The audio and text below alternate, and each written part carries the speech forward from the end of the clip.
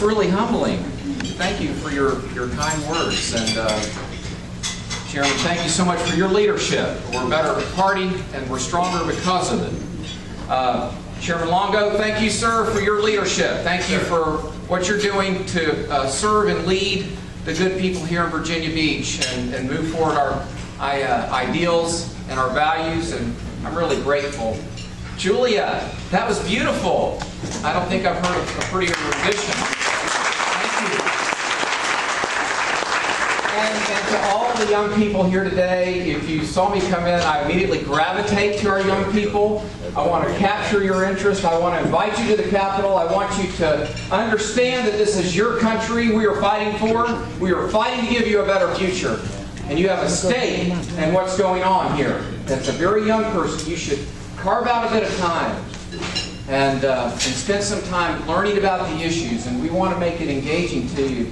So we welcome you here this morning. We hope you'll come back. I know it's pretty tough for a teenager to get up early on a Saturday morning, having raised 4 of them with Terry. And by the way, I do want to brag on this wonderful lady because it's still very much in my mind. 30 years of marital bliss celebrated this week.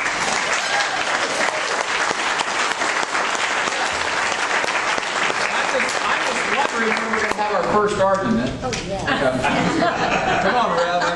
You know I'm kidding there, Barbara. But listen, Dr. Chris Stolley, thank you, sir, for coming out and for being part of the medical town hall that Gary described. It was a wonderful evening, I think. And as the Rev prayed in his prayer, so much more binds us together than separates us if we really think about it. And I think that was clear that night. And I want to ask you all, before I transition into giving an update from the front lines in Washington, I do want to ask you to stand with my good friend, Ben Loyola. This is critical that we get him elected. I am behind Ben. I'm doing everything I can to help him get elected, and I'd ask you to be part of that effort that would get us to 21 or more Republican senators in this special election. Okay? Would y'all join me in that?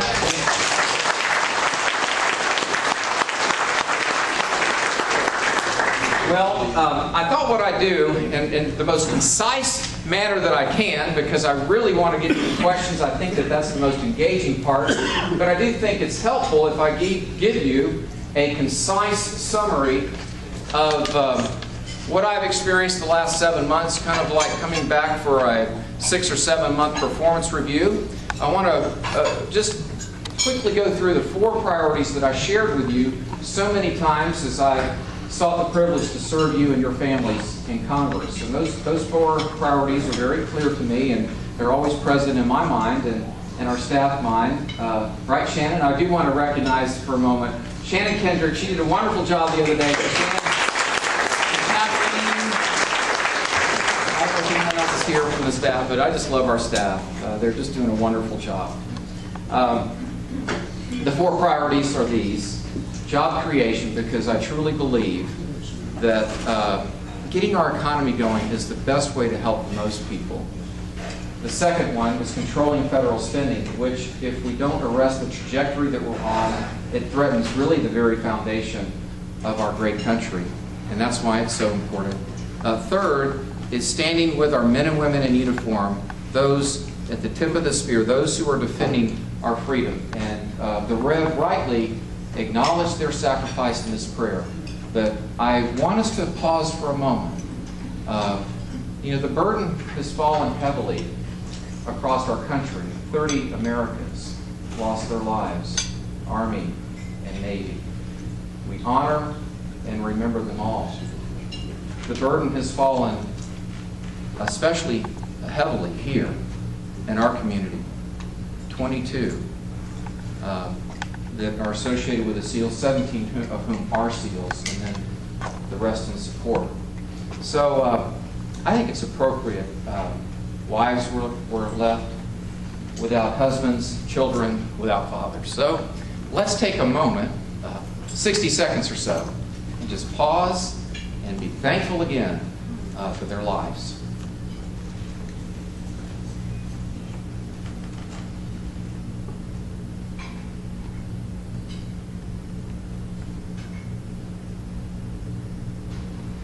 Thank you. You know, one of the best ways we can honor their memory and their lives is to ensure that the country that we're fighting for is left for the next generation of Americans, that we meet that deep obligation that we have to these young people here today to pass on the blessings of liberty and freedom. And I believe that's the point that we're about within our Republican Party and what we're trying to move forward. Very quickly, on job creation, we have passed so many good bills that would create jobs right here in the 2nd District. I can think of 3 right off the bat. There are 3 energy bills that would help us to in a responsible way, harness and leverage all of those wonderful resources that are just off the coast of Virginia. Wind farms and oil and natural gas right off the coast of Virginia. And young people, I want to share with you something. You know, as you go through your classes, you learn how a law becomes a bill. I mean, a bill becomes law. It's passed in the House, and then it's supposed to go to the Senate, and they're supposed to, they can amend it if they want to. And then it goes to conference. That's not happening in our United States Senate right now. It's been 850 days or more, really, since they've passed a budget. And very little is getting to our United States Senate. And I'm taking steps to expose that for what it is. And I can talk about that more in the question and answer time if you'd like. I see this all the time. Our bankers, instead of being able to go out to our small business owners and loan them money, our banking system's not right now. Instead of being able to loan money out, every banker that I talk to, and these are the little banks, not the big banks in New York or something, but the smaller banks right here in our district are saying, Scott, we're hiring regulatory analysts to understand and to deal with this wave of regulation that's coming down through Dodd-Frank. And that's one of the areas that's creating uncertainty, and it's really slowing us down in our ability to create jobs.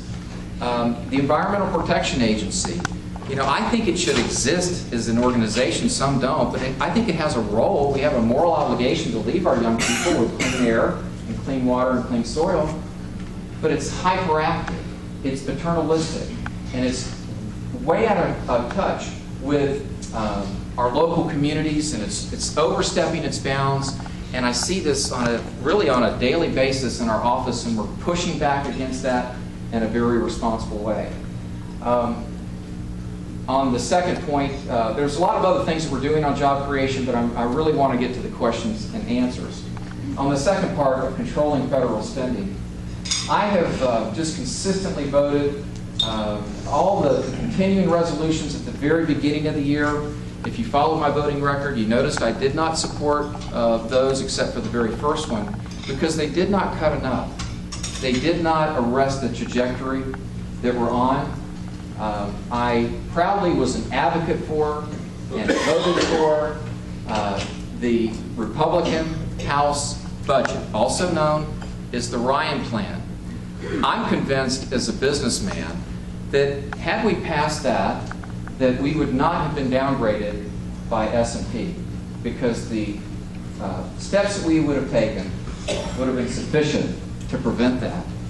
I then proudly supported, voted for, and was an advocate for cut, cap, and balance. And that bill, too, if we could have gotten that through the Senate and had the President sign it into law, I'm convinced that that bill would have prevented the downgrade from S&P, you know, the one click down. There are 3 rating agencies, and for the young people here today, these are outside rating agencies that evaluate our credit worthiness as the American people. And one of the 3 major credit rating agencies lowered our rating, saying that we were not making good fiscal decisions, which I know this could probably be misinterpreted, what I'm about to say, but I think it needs to be said. In some ways, maybe the downgrade, even though I did not want it to happen and I took every effort to prevent that from happening, the fact that it did happen maybe in some ways will be a blessing to us. And here's why. I think no longer can Barney Frank, for example, get on the floor and just say, see, there's no problem. We have a AAA rating. There's no problem. This path that we're on, he can no longer say that. Now, he might want to shoot the messenger, you know, so to speak, but that's like what? Complaining to the fireman when he's trying to put out the fire? For for those who took a shot at our friends and my friends within the Tea Party saying that they caused this, that demonstrates a gross misunderstanding of economics. I applaud what they've done in calling attention to the fiscal trajectory of our country. Third, standing with our men and women in uniform, it's just a deep honor. You know, as a son of an Iwo Jima veteran, I just consider it just such a deep honor to be able to serve and represent our men and women in uniform. It was just last Friday, a week ago, that I was with Admiral Pybus in my office in Washington. He's the commander of the Naval Special Warfare Command. That's our SEALs. And we just had a delightful conversation, got to know him, and then neither he nor I would have known that 24 hours later we'd be talking about something far different. And we have stood with our families in the military. Bree Kingsbury, many of you know her, is our military outreach coordinator. She is the wife of a hard-charging Navy SEAL. He was in a different country at the time of this tragedy. But Bree is doing a wonderful job of bridging the gap between our office and the families who are hurting. And then finally, and maybe, I don't know about most importantly, but it's certainly way up there, is this absolute commitment that I have, and I think all of you have when you supported us and you're standing with us, and that is to ensure that I stay true to the commitment to change Congress rather than having Congress change me.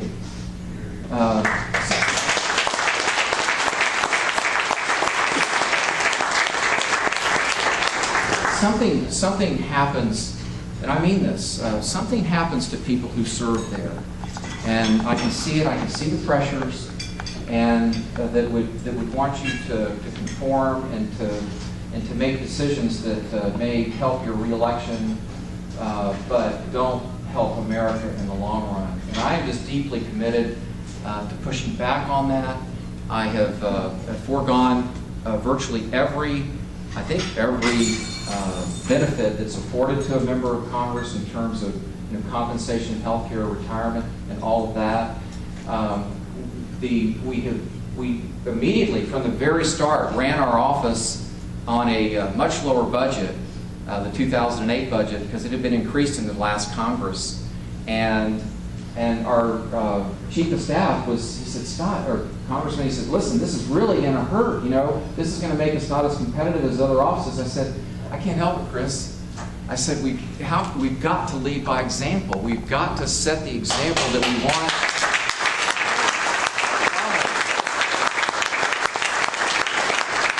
Many of you have heard, but I think it's worth repeating. I love this by my friend Chris Daly. It's attractive. And he paid for it. It's paid for by friends of Chris Daly. It's not paid for by the American taxpayer. And yet, so often times, members of Congress, and they will use taxpayer money to send out pieces like this throughout the year. And we are told as members of Congress, oh, you should do this. This will get your name identification up, and you won't, it'll discourage someone from running against you. You should spend, I was told, $300,000 to $400,000 this year of our budget sending out pieces that are actually bigger than that, where they show members with their arms out like Superman, leaping tall buildings, stopping speeding bulls, so-and-so, doing this and this. Well, I find that offensive as an American, that in this time when our country's at risk, that folks would want to spend that kind of money, or any money, on such a document. So it's appropriate in the campaign side. That's fine, but not with taxpayer dollars. And so we have stood true to our commitment to send out no more than 2 pieces, black and white, recycled paper, just simple information, so that a person who does not receive the internet, who that might be, but someone who doesn't, could know how to reach our office if they have a problem with their Social Security check and things like that. There are other things that we're doing that have, I think, really separated us from, in a good way, from that typical path that you can kind of go down and just fall into the Washingtonese. One way that I think we've done this, and I'm very proud of this, even though it does get my, kind of my blood pressure up a little bit, is we have a lot of town halls.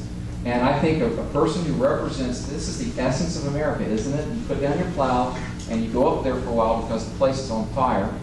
And that's what got you to go up there. But you need to be willing to come back and look someone in the eye who disagrees with you and have a spirited and respectful conversation and a debate about the future of our country. That's a good thing. And so I remain committed to that, even though, and I love Jimmy being here with a video camera, but a lot of folks won't do it because of these video cameras. And you're thinking, well, one thing will be taken out of context. I'm willing to take that risk because I think it's important that I'm accountable to the district. So those are the 4 priorities that we set, and I feel really good about that we've stayed true to that. I can give you more examples, but it would take up too much time. We have a lot of local projects. We're looking out for the island of Tangier. I'm being a strong advocate for the residents of Chincoteague, where the Fish and Wildlife Service is just running over them or wants to. And boy, we had it out on the beach. For some of y'all heard my story about that. I think I shared it one breakfast. Just had it out. Maybe I didn't. Maybe I should tell the story. But, there's something about, I guess, being 51 years old, having been through a few things that in life, I'm thinking, my time up here is short. 2 years just goes just like this. And every day, Shannon, don't we? We just want to swing the bat. We just, in a big bat. I mean, in a good sense when I say that. But we want to get something done. I will give you one example of this, a very practical example, locally. There's a wonderful project that is being held up unnecessarily by HUD. Now, it's a federal agency, and whether you agree that HUD should exist or not, we can talk about that. But the fact is it does, and the fact is that it's somewhat linked to some local construction.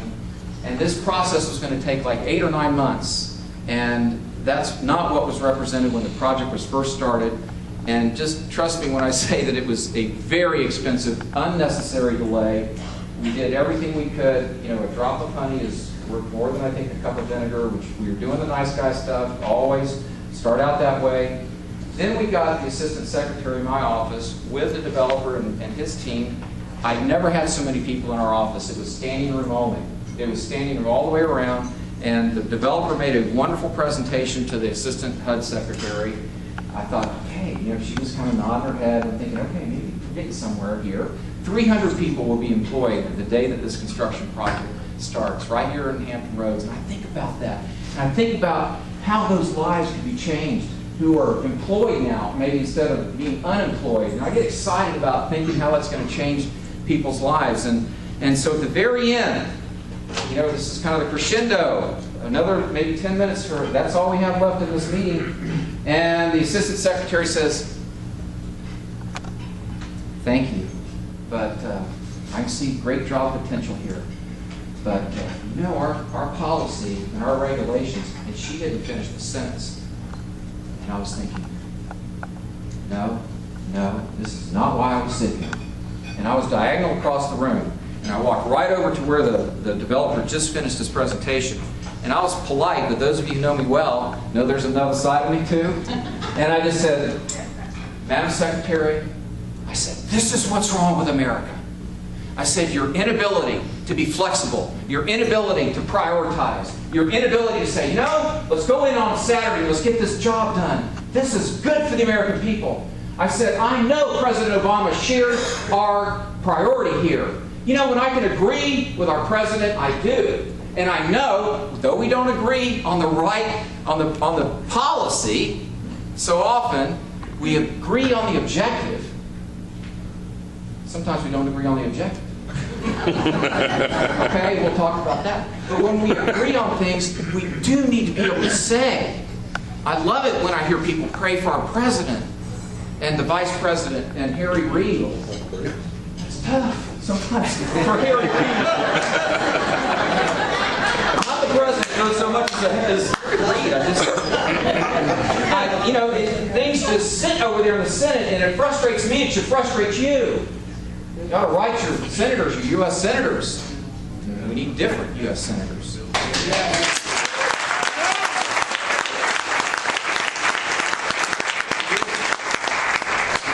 over there, empirically, I can show you something's wrong over there. So, I thought, no, with everything I've got, and I just gave it everything I have. And I said, look, the developers over there are willing to take the risk. The developers over there saying, just let me start the project and let me start the application. Let me go ahead and do the foundation work. I'll use your engineers. I'll identify you. That's an SAT word, y'all. Check it out. I'll identify you and hold you harmless.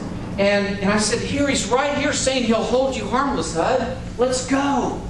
And the secretary said, well, you know, maybe we can do that. Maybe we can use this form. We can do that. I'm going, okay, it's like watching a little flame when you're camping, you're trying to get a fire going. You're going. So, okay, we've got a little traction here. And, sorry for stepping on this thing. But so we got through that, and we had momentum. I said, yes, okay, you're going to be back in touch with them. And I thought, let's connect the dots here. Let's make something happen. So that's a micro issue. There are these macro issues that we're dealing with. The big 40,000-foot issues that we're dealing with in Congress. But we are pushing at all levels, local and federal issues, to make America the greatest place in the world to start a new business and to grow an existing business. This is the DNA of America. When we have a strong economy, we have stronger schools. When we have a stronger economy, we have a stronger defense. These are inextricably linked. This is why our economy is so important, and just the difference it makes in American lives and families, and that's why I'm so passionate about job creation. Now, as quickly as I can make it, I have grieved. I trust you have as well. But you go between grief and anger and frustration and bewilderment. What's going on with our Congress? 11% approval. I've never been associated like this.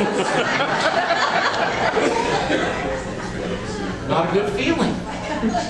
I'm thinking, I'm hardwired as a businessman to say, what's to fix problems? I'm hardwired to fix a problem. See a problem, fix a problem. That's how you make a living. So I start going about thinking, how do we fix this? What's wrong here? And I've broken it into two categories. I think gerrymandered districts, this could be very controversial, but let me just throw that out. I love spirited conversation. I think we need to look at that as American people. Let's set that aside for a moment. But two things come to mind. First is has to do with how we communicate with each other, and we can do a lot better job in this area. Three things: tone, facts, and motive. There's a harshness coming out of Washington. I see it on the right, I see it on the left, and I try to stay away from it. I want to make our points based on deep principle, but say it in such a way that it is sweet to the ear of the independent voter. This is the voter that we need to go after, and I'd say this too. I want to make it sweet to the ear of the Democrat, because I want to make them a thoughtful independent. I want to move everybody over. And the way you do that is with persuasive words. You do not compromise your principle, but you just move them over a bit. So we try to do that in our language. We try, and it leads right into the next point of facts. A clear reliance on the right facts, and putting away things that are hyperbole. Another SAT. Very good.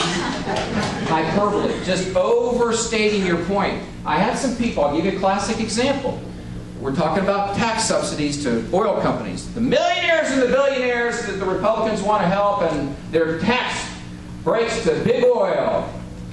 And do that on the backs of the poor. Have you ever heard that one? Oh, yeah. So I tell my staff, I say, I want to hear the case for this tax treatment. I want to hear this case against this tax treatment. Brought in both groups. Both made their case. The group that was saying that all these things are tax breaks, there were 7 of them. And I went down and I said, now wait a minute, isn't this one here just something that every company in America gets? And you got down here as a $40 billion tax subsidy? And, well, see, I'm a business guy. You can't fool me on that stuff. And they said, well, yeah, I had a young person was saying, well, yeah. I said, listen, you do yourself a disservice when you come in and you overstate your claim. You do yourself a disservice when you say something's a tax subsidy and it's not. I said, just go with the hard facts. You know, I can agree with you on 1 and 2 here. They look like they are subsidies. And I don't like subsidies, and I'll vote to remove them. And I'm a Republican. And if that puts me at odds with some other Republicans, that's all right. I'm only accountable to you, not accountable to someone else up there. So that's my view. And so we've looked at these 7 different, it's approximately 7, and about 4 of them seem like they're legit tax treatment that are available to all companies, and 3 are not. But that's the process that I went through, deliberative, trying to get to the facts, and let the facts guide us to a good conclusion without judging someone's motives. This has been disheartening to me on the House floor. I have lunch with my Democratic friends one day because we get together as fellow Virginians once a month. You can figure out who those 3 are. And then one of them, I'll reserve this, you can watch C-SPAN and find it, a few days later is on C-SPAN looking over at us on the Republican side saying, "Shame on you! Shame on you!" It's pretty hard words the way I was raised. Shame? You know, you're trying to balance this budget on the backs of the poor. You don't care about the poor. You don't care about the poor people. You don't care about elderly people. I'm stunned at this, thinking, you don't know me. It's because I care about the poor. It's because I care about Medicare, and I want to make sure that it's there, because I'm looking at this fiscal trend. Even the president says if we don't make responsible reform, it's not going to be there. The facts are not in dispute. CBO says in 9 years, Medicare's broke. Medicare's broke. Don't question my motives. You can question policy all day long.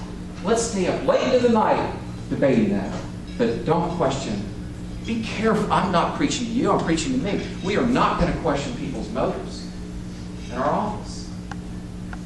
So those are the things that we are working on, and those are the things that guide me in my service.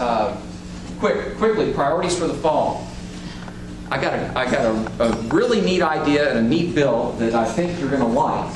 And I think we're first to the gate in this, which is pretty neat when you think that there's 435 representatives. I'm going, why isn't anybody else talking about this? One way that our government gets into our business too much is by taxes. Let's set that aside for a moment. The other way, and this is a little bit under the radar, you know what they're doing? Each and every year, the amount of ownership of federal land, do you think it increases, decreases, or stays the same? Increases. Some years, or most years, or all years? Every year. And you just extrapolate this trend. It never goes the other way. Every year, there's more and more land, American land, that's taken out of the private sector and moved into the public sector. It is no longer generating revenue. This is wrong. And the bill that we're introducing is the No New Net Taking. I'm not sure that's the name. I've got to come up with maybe a little wittier name. But the idea is that if the government needs 150 acres over here for a legitimate purpose, that's fine. But sell 150 somewhere else and just operate within what you own. Listen, the number is almost 1/3. Almost 1/3 of our country is owned by the federal government. This is wrong. And we need to put our flag in the ground and say, hey, operate within the 1/3 that you have. Real excited about it. I think we can get it through the House. And I think that'd be a real victory for the American people. Thank you for coming out this morning. Thank you for your support. I'm ready for some tough questions, especially from the young people. Thank you so much.